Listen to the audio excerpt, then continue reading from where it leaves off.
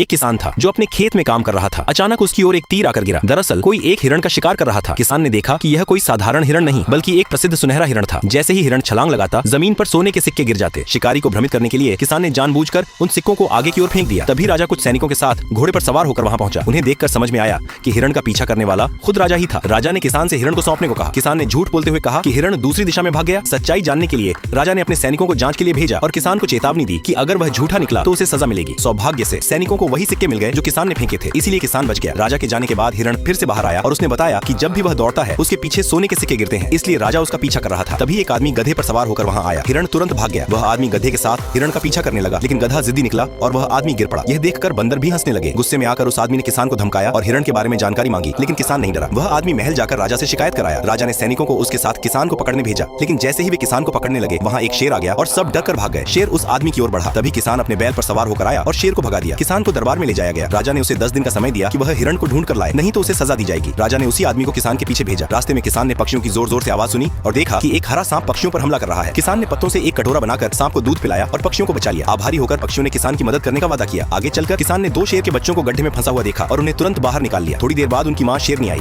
पहले किसान डर गया, लेकिन जब बच्चे उसकी गोद में खेलने लगे तो शेरनी ने उसे धन्यवाद दिया और अपनी पीठ पर बैठाकर उसे हिरण के पास ले गई। शेरनी और पक्षियों की मदद से किसान को हिरण मिल गया, लेकिन उसे राजा के पास ले जाने के बजाय किसान ने हिरण से कहा कि वह दूर कहीं भाग जाए। हिरण ने किसान को सोने के सिक्के और एक बांसुरी दी और कहा कि जब भी वह इसे बजाएगा हिरण उसके पास आ जाएगा। एक जासूस ने छिपकर यह सब देख लिया। जब किसान बिना हिरण के महल लौटा तो राजा ने फिर से उसे सजा देने की तैयारी की, लेकिन उसे थोड़ा और समय दिया। किसान फिर भी कुछ नहीं बोला। जैसे ही राजा ने सजा देने का आदेश दिया वह आदमी दौड़ता हुआ आया और उसने सब सच बता दिया। राजा ने बांसुरी छीन ली और उसे बजाया। तुरंत हिरण वहां आ गया। राजा ने हिरण से और सोना देने को कहा, नहीं तो किसान को सजा मिलेगी। हिरण ने अपने शरीर को हिलाया और वहां सोने के ढेर लग गए। यह देखकर सैनिक भी लालच में आ गए, लेकिन राजा का लालच और बढ़ गया। उसने और सोना मांगा। हिरण ने और भी सोना दिया। अंत में राजा के सामने ही सारे सोने के सिक्के धूल में बदल गए। राजा का लालच ही उसके पतन का कारण